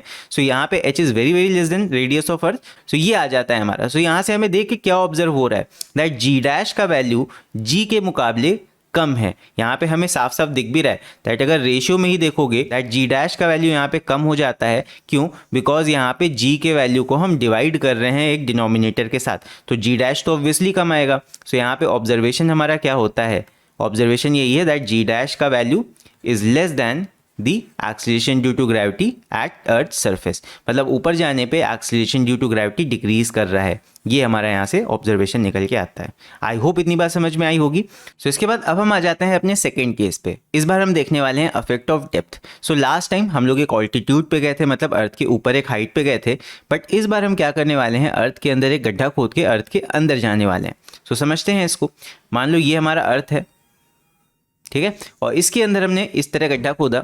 तो जब हम इसके अंदर एक होल डक करके जब अंदर जा रहे हैं, मान लो अब हम यहाँ पे खड़े हैं इस जगह अर्थ के अंदर, तो हमारे नीचे कितना अर्थ का मास बचेगा, सिर्फ इतना मास ऑफ अर्थ बचेगा। सो हमारे ऊपर ग्रेविटेशनल पुल भी कौन लगाएगा, सिर्फ अर्थ का अंदर वाला ये जो बचा खुचा पोर्शन है, यही हमारे ऊपर ग्रेविटेशनल पुल लगाएगा और हम इसी मास ऑफ अर्थ की वजह से अर्थ के अंदर खींचे चले जाएंगे। सो जब हम अर्थ के अंदर जा रहे हैं तो कितना मास ऑफ अर्थ अंदर बचा हुआ है, यही हमें पहले निकालना पड़ेगा। सो ये हो जाएगा हमारा मास ऑफ अर्थ अंदर वाला। सो इसको हम मान लेते हैं, कुछ भी तुम मान सकते हो, इसको MS मान लो, और बाहर वाला जो मास है अर्थ का वो हमारा ME हो जाएगा। ठीक है, सो यहाँ पे जब हम अर्थ के अंदर जा रहे हैं तो यहाँ पे इस डेप्थ को भी हम मान लेते हैं H डेप्थ तक हम अंदर आए। तुम D डेप्थ मान सकते हो, NCERT की बुक्स में ये D दिया हुआ है, बाकी H भी मान सकते हो, कोई दिक्कत की बात नहीं है, वर्ड से मतलब यहाँ पे नहीं है। तो यहाँ पे मान लो ये केस है, हम अर्थ के अंदर गए हैं, अर्थ के अंदर का जितना बचा खुचा अर्थ है जो मैंने यहाँ पे शेड किया है, इतना पोर्शन हमारे ऊपर ग्रेविटेशनल पुल लगाएगा। तो ये कितना मास ऑफ अर्थ होगा, पहले तो हमें ये निकालना है। तो इसके लिए हमें मेंसुरेशन का फॉर्मूला यहाँ पे यूज़ करना पड़ेगा। यहाँ पे अर्थ एक स्फेरिकल शेप का बॉडी है, तो स्फेयर का यहाँ पे वॉल्यूम का फॉर्मूला हम यूज़ कर रहे होंगे। सो अंदर वाले अर्थ का यानी इनसाइड अर्थ का अगर वॉल्यूम निकाला जाए, सो इनसाइड अर्थ का वॉल्यूम अगर निकाला जाए, इसको हम MS मान लेते हैं या MI, जो भी तुम्हें मानना हो। तो यहाँ पे MS का वैल्यू हो जाएगा, देखो स्फेयर के वॉल्यूम का फॉर्मूला होता है 4/3 पाई और उसके बाद रेडियस का क्यूब। अब यहाँ पे ये रेडियस होगा कितना, देखो समझना ध्यान से इस चीज़ को। अर्थ का जो टोटल रेडियस है वो कितना है, ये है RE। हमने कितनी डेप्थ यानी कितनी यहाँ पे गहराई तक हम गए हैं, H। तो RE में से H का वैल्यू माइनस कर दोगे, क्या मिल जाएगा, ये अंदर वाला डेप्थ मिल जाएगा, इतना यहाँ से यहाँ तक का। तो यहाँ पे RE माइनस H किया जाएगा तो हमें ये अंदर वाली रेडियस मिल जाएगी। सो बस यहाँ पे हो जाएगा 4 पाई, R की जगह हम लिखेंगे यहाँ पे RE माइनस D लिख सकते हो, H भी लिख सकते हो, हमने H माना है तो हम H लिखेंगे। 4/3 पाई R क्यूब होता है, तो RE माइनस H का होल क्यूब। ये हो गया हमारा इनसाइड अर्थ का मास, नहीं एक्चुअली ये वॉल्यूम था, मास तो अभी हम निकाल लेंगे।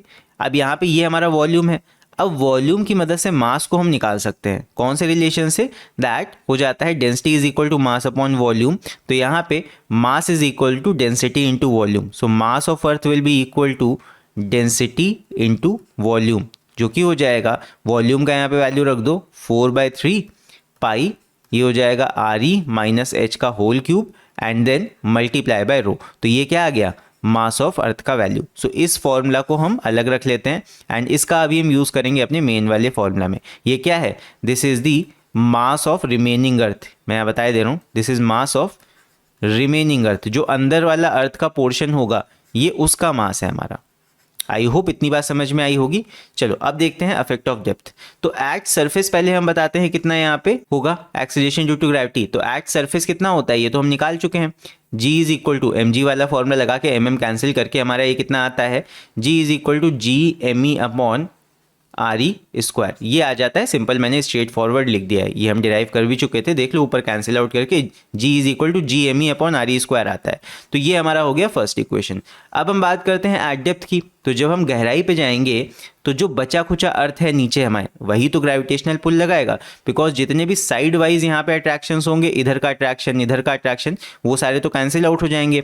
बस यहाँ पे जो अर्थ हमारा नीचे प्रेजेंट है, ऊपर भी आसमान में कोई अर्थ नहीं है, नीचे का जो पोर्शन ये वाला हिस्सा प्रेजेंट है यही हमें खींचेगा नीचे की तरफ, तो इसी का हम यहाँ पे यूज करेंगे। सो यहाँ पे एक्सेलरेशन ड्यू टू ग्रेविटी कितना हो जाएगा, ये हो जाएगा G is equal to capital G।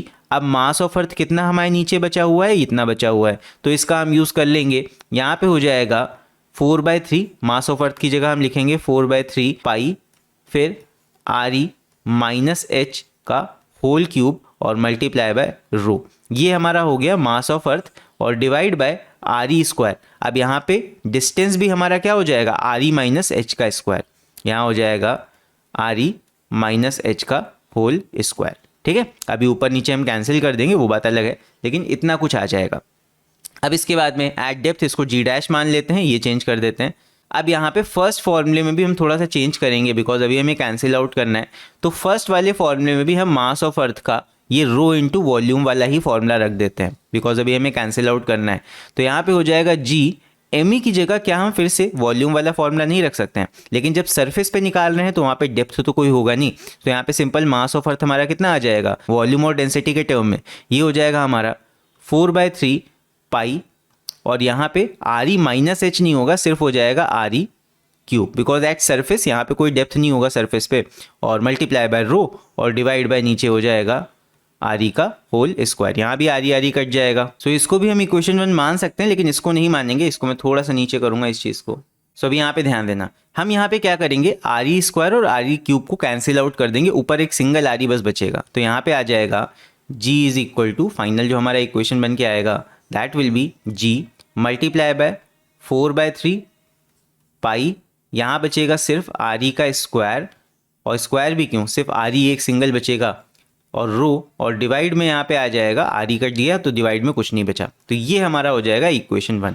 फिर इसी तरह इक्वेशन 2 में भी देखो, आर ई माइनस एच का यहाँ होल क्यूब है, नीचे होल स्क्वायर है, एक एक टर्म कट जाएगा, तो जी डैश का भी वैल्यू हमारा कितना आएगा, ये आ जाएगा जी मल्टीप्लाई बाय 4/3 पाई, यहाँ पे हो जाएगा आर ई माइनस एच, और ऊपर सिर्फ एक सिंगल पावर बचेगी आर ई माइनस एच की, बिकॉज नीचे से ये पावर कैंसिल हो जाएगी।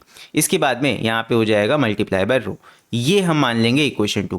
अब हमें दिख रहा है अगर हम डिवाइड कर देते हैं इक्वेशन 2 को इक्वेशन 1 से, so divide equation 2 by equation 1, same वही तरीका है जो हमने पिछले वाले केस में किया था। इक्वेशन 2 को इक्वेशन 1 से डिवाइड करेंगे तो एक रेशियो मिल जाएगा हमें जी डैश और जी का। सो यहाँ पे आ जाएगा G dash upon G is equal to, देखो जी और जी, कैपिटल जी और कैपिटल जी कैंसिल हो जाएगा, 4/3 कैंसिल हो जाएगा, पाई और पाई कैंसिल हो जाएगा, रो और रो भी कैंसिल हो जाएगा। जी डैश वाले फॉर्मूले में बचेगा हमारे पास में आर ई माइनस एच, और जी वाले फॉर्मूला में हमारे पास में बचेगा सिर्फ ये आर ई, तो यहाँ पे आ जाएगा आर ई। देख लो बाकी सारे टर्म कैंसिल आउट हो जाएंगे। तो यहाँ पे फाइनली हमारा जी डैश इज इक्वल टू क्या बन के आएगा, जी डैश इज इक्वल टू हो जाएगा जी टाइम्स यहाँ R E minus H upon R ई है, तुम आर ई को स्प्लिट कर दो दोनों हिस्सों में, R E upon R E हो जाएगा minus H upon R E हो जाएगा। So R E by R E यहाँ पे बचेगा 1 minus H upon R E, ये हमारे पास में फाइनल हमारा रिलेशन बन के आ जाएगा। So G dash is equal to G multiply by G times 1 minus H upon R E, ये हो जाता है। सो यहाँ से भी हमें देखने को मिल रहा है दैट जी डैश का वैल्यू जी के मुकाबले कम है, बिकॉज जैसे जैसे हम यहाँ पे हाइट का वैल्यू बढ़ाएंगे तो 1 माइनस एच का वैल्यू हो रहा है यहाँ पे, तो यहाँ पे देख सकते हो एच का वैल्यू 1 में से माइनस करोगे तो 1 का वैल्यू कम ही होता जाएगा। सो जैसे जैसे डेप्थ इंक्रीज करेंगे वैसे वैसे ये फैक्टर तुम्हारा वैल्यू कम होता जाएगा। सो इसीलिए सरफेस के मुकाबले तुम्हारा जी डैश का वैल्यू कम होगा। सो यहाँ से भी ऑब्जर्वेशन हमारा क्या निकल के आता है दैट एक डेप्थ पे जाके जो जी डैश हमारा निकलेगा that will also be less than G. तो यहाँ पे अगर हम डेप्थ पे जा रहे हैं तब भी हमारा एक्सीलरेशन ड्यू टू ग्रेविटी का वैल्यू कम ही हो रहा है, बढ़ नहीं रहा है। तो यहाँ पे ये दो ऑब्जर्वेशंस हमको यहाँ पे देखने को मिलती हैं कि चाहे हम अर्थ सरफेस के ऊपर जाएं तो वहाँ भी हमारा एक्सीलरेशन ड्यू टू ग्रेविटी कम हो रहा है, और यहाँ वेरी वेरी लेस देन नहीं होगा, सिर्फ लेस देन होगा। सो यहाँ पे एक्सीलरेशन ड्यू टू ग्रेविटी हमारा कम हो रहा था, और अगर हम गहराई में जा रहे हैं, मान लो समुद्र की गहराई में हम गए, बहुत ही डेप्थ में गए, तो वहाँ भी एक्सीलरेशन ड्यू टू ग्रेविटी का वैल्यू हमारा कम ही हो रहा है। दोनों केसेस में घटता है। तो सेम यही ऑब्जर्वेशन हम हमारे इस ग्राफ में भी देख सकते हैं। तो ये ग्राफ भी हमें यही दिखा रहा है दैट अर्थ के सरफेस पे जी का वैल्यू मैक्सिमम होता है, यानी कि maximum acceleration due to gravity होता है। और अगर हम ग्राफ के लेफ्ट साइड जाएं, यानी कि अगर डिस्टेंस कम करें, अर्थ के नीचे जाएं, तो वहां भी हमारा जी डैश का वैल्यू देखो डिक्रीज कर रहा है। और अगर हम इस येलो पॉइंट के आगे जाते हैं, यानी कि हाइट इंक्रीज करते हैं, एक ऑल्टीट्यूड पे जाते हैं, तब भी हमारा एक्सीलरेशन ड्यू टू ग्रेविटी यहाँ पे डिक्रीज ही कर रहा है। सो यहाँ पे ये ग्राफ हमें यही चीज बताता है। तो ये ग्राफ भी हमारे कोर्स में है। तो चलो अभी इसके बाद देखते हैं हमारा next case, last case, and ये है हमारा अफेक्ट ऑफ लैटिट्यूड और एक्सियल रोटेशन। और इसका डेरिवेशन हमारे कोर्स में नहीं है, इसका बस हमें फॉर्मूला देखना है। सो यहाँ पे मान लेते हैं ये हमारा अर्थ है और ये इसका रोटेशन का एक्सिस है। यहाँ पे जो हमारे लैटिट्यूड्स होते हैं ये 0 डिग्री पे होता है, इसको इक्वेटर कहते हैं जो सेंटर वाली लाइन है, एंड ये हमारा 0 डिग्री एंगल पे होता है। तो ये एंगल हम नापते कहाँ से? ये हम सेंटर ऑफ अर्थ से नापते हैं भाई। जैसे जैसे हम ऊपर जा रहे हैं, ट्रॉपिक ऑफ कैंसर यहाँ पे आता है जहाँ से इंडिया हमारा होकर गुजरता है। तो ये सारे एंगल्स होते हैं जैसे जैसे हम ऊपर जा रहे हैं, और पोल पे यही एंगल हमारा 90 डिग्री हो जाता है। तो ये एंगल हम सेंटर ऑफ अर्थ से मेजर करते हैं। तो यहाँ पे यही चीज़ हमारा क्या हो जाता है, दिस एंगल इज, ये जो हम एंगल नाप रहे हैं ये एंगल हमारा हो जाता है लैम्डा। इसको हम लैम्डा से डिनोट करेंगे, यहाँ पे थीटा वीटा नहीं लेंगे, ये लैम्डा हमारा हो जाएगा। सो यही है लैटिट्यूड, डिग्री में नापा जाता है। इक्वेटर पे 0 डिग्री होगा, पोल पे 90 डिग्री होगा। सेम यही नीचे के साइड भी है, यहाँ भी हमारा पोल पे 90 डिग्री होगा। ठीक है, तो यही हमारा क्या है, this is the latitude, angle जो सेंटर ऑफ अर्थ से बन रहा होता है। तो यहाँ पे इसका फॉर्मूला क्या होता है, रिलेशन कैसे होता है, कैसे कैसे चेंज होगा acceleration due to gravity latitude के अकॉर्डिंग। इसका रिलेशन सिंपल सा है, G dash is equal to होता है G minus radius of earth multiply by angular velocity का square multiply by cos square lambda. So ये रिलेशन हमको ऐसे ही याद कर लेना है, इसका डेरिवेशन हमारे कोर्स में नहीं है। बस इस रिलेशन को हमें ध्यान में रखना है कि अगर कोई क्वेश्चन आता है और लैटिट्यूड हमें बता दिया जाता है, सो वहाँ पे उस पर्टिकुलर लैटिट्यूड पे एक्सीलरेशन ड्यू टू ग्रेविटी का वैल्यू कितना होगा वो हम इस फॉर्मूला से निकाल सकते हैं, राइट। सो यहाँ पे कुछ पर्टिकुलर केसेस हैं, उन केसेस की बात कर लेते हैं। एट इक्वेटर की अगर हम बात करें तो इक्वेटर पे जैसा कि मैंने तुम्हें बताया एंगल कितना हो जाएगा, lambda will be equal to 0 degree.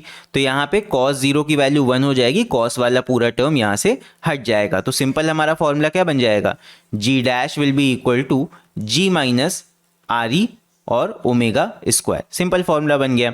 Same उसी तरह अगर पोल की बात करें तो पोल पे यहाँ पे ये वाला टर्म पूरा पूरा 0 हो जाता है। अगर पोल की बात करें एट पोल्स, तो पोल्स पे तो ये लैम्डा का वैल्यू हो गया 90 डिग्री, तो 90 ये cos 90 होता है 0, तो ये पूरा टर्म ही आगे वाला 0 हो जाएगा।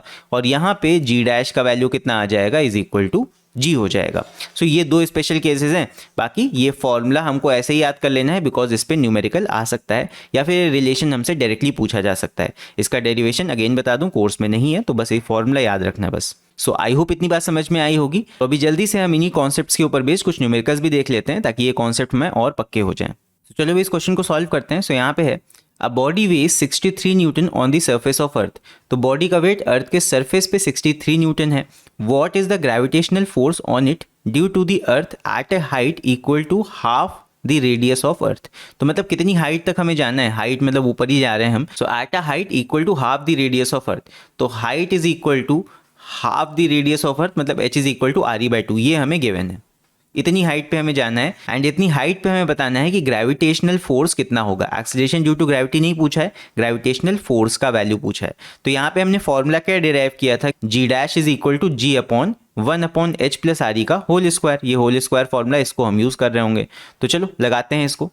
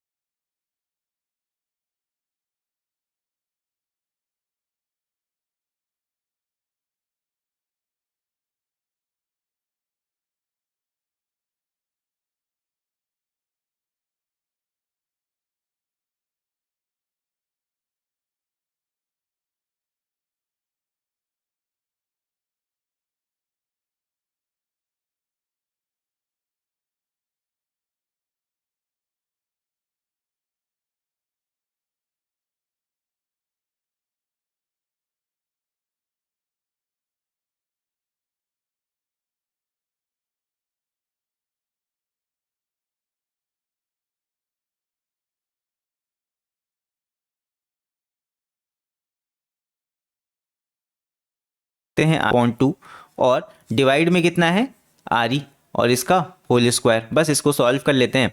ये 63 हो गया डिवाइड में 1 और यहाँ पे RE कट जाएगा, 1/2 बचेगा, तो ये हो जाएगा 1 + 1/2 का whole square is equal to ये हो जाएगा 63। यहाँ पे LCM लेके सॉल्व कर सकते हो, 2 आ जाएगा LCM, 2 + 1 3, सो ये आ गया 3/2 का होल स्क्वायर। तो यहाँ पे होल स्क्वायर को एक्सपैंड कर दो, ये हो जाएगा 63/9/4। तो यहाँ पे नीचे रेसिप्रोकल होकर 4 ऊपर चला जाएगा, सो ये हो जाएगा 63 × 4 डिवाइड बाय 9। तो यहाँ पे हम कैंसिल कर सकते हैं 63 को 9 से, 7 9 ज़ा 63 और 7 4 ज़ा मल्टीप्लाई होके आ जाएगा 28। सो 28 न्यूटन हमारा आ जाएगा आंसर। इसका मतलब उतनी हाइट पे जाके ज़मीन पे कितना यहाँ पे वेट लग रहा था 63 न्यूटन का, और अगर हम अर्थ के रेडियस के हाफ हाइट जितना ऊपर जाते हैं, मान लो अर्थ के यहाँ पे हमारा 63 न्यूटन वेट था, तो अर्थ के रेडियस मान लो इतना है, ये रेडियस ऑफ अर्थ है, तो अर्थ से इसके आधे ऊंचाई पे अगर हम जाते हैं तो यहाँ पे कितने न्यूटन वेट लगने लगेगा, 28 न्यूटन वेट हमारा एक्ट करने लगेगा। मतलब वजन हमारा काफ़ी कम हो गया, बिकॉज वहाँ पे एक्सीलरेशन ड्यू टू ग्रेविटी का वैल्यू कम हो जाएगा, तो वेट भी हमारा कम हो जाएगा। मास कम नहीं होता है, ध्यान रखना, मास सेम रहता है, लेकिन वेट वहाँ पे यानी कि जो फोर्स हम पे लगेगा नीचे की तरफ, डाउनवर्ड फोर्स, वो कम हो जाता है।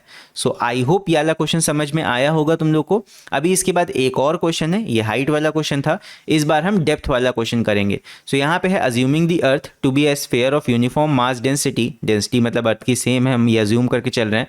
How much would a body way half way down, इस बार हमें हाफ वे डाउन यानी आधे रेडियस नीचे जाना है, तो again H is equal to RE/2 ही लोगे यहाँ पे, बस इस बार डेप्थ में जा रहे हैं नीचे। To the centre of the earth if weight 250 newton on the earth surface. So यहाँ भी वही सेम चीज़ है, बस यहाँ पे हमें डेप्थ वाला फॉर्मूला लगाना है। सो डेप्थ वाला फॉर्मूला हमने क्या डिराइव किया था, देख लो यहाँ पे पीछे हम लोगों ने डेप्थ का फॉर्मूला डिराइव किया था, ये वाला G' is equal to G multiply by 1 - H/RE। So इसी का यूज़ करेंगे। सो इसका फॉर्मूला हमारा था G' is equal to G times 1 - H/RE। So इसका हम यूज़ कर लेंगे, और अगेन यहाँ पे हमें वेट दे रखा है, सो वेट के लिए अगेन हम क्या करेंगे, वापस से दोनों साइड m से मल्टीप्लाई कर देंगे, तो यहाँ पे वेट का वैल्यू आ जाएगा। ये हमारा सरफेस का वेट हो गया, वेट एट सरफेस, और डेप्थ पे कितना वेट हो जाएगा वो हमारा ये हो गया। तो यही हमें कैलकुलेट करना है, तो बस इसका यूज़ करके अब तुम लोग सॉल्व कर लेना। एंड इस क्वेश्चन का आंसर सब बच्चे सॉल्व करके नीचे कमेंट्स में लिख के ज़रूर से बताएंगे। ये हमारा होमवर्क क्वेश्चन हो जाएगा लास्ट का। मैंने 2-3 होमवर्क बीच में और दिए हैं, तो सबके आंसर तुम लोग नीचे कमेंट्स में लिख के बताना। सब लोग आपस में क्रॉस चेक कर लेना, अगर कहीं पे ज़्यादा कोई दिक्कत आएगी तो वो मैं सॉल्व करके ज़रूर से अगले वीडियो में बता दूंगा। तो फिलहाल के लिए अभी इस वीडियो में इतना ही, अब आगे के टॉपिक्स हम देखेंगे अगले पार्ट में। सो अगर अगला वीडियो मिस नहीं करना चाहते हो तो इस चैनल को सब्सक्राइब करके साथ में बेल आइकन को भी प्रेस कर देना, ताकि अगले वीडियो का नोटिफिकेशन भी तुम्हें जरूर से मिल जाए। सो अगर ये वीडियो पसंद आया हो तो इस वीडियो को लाइक जरूर करना, और बाकी मिलते हैं अब अगले वीडियो में। तब तक के लिए take care, see you and bye bye.